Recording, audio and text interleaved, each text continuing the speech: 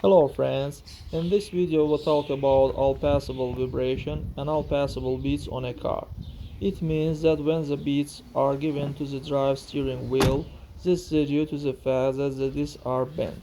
Over time, when the wheel gets into the pit during movement, it bends, as a result of which beats are obtained, and even when the tire itself is deformed.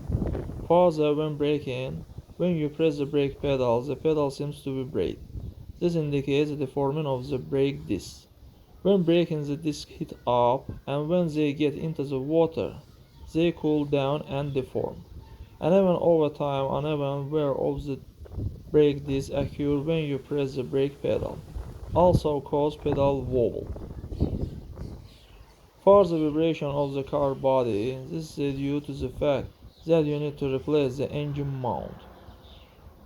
All engine vibration is not extinguished by pads and transmitted to the car body.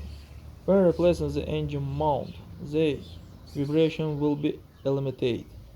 There are only two of them, one on the right side and one on the left.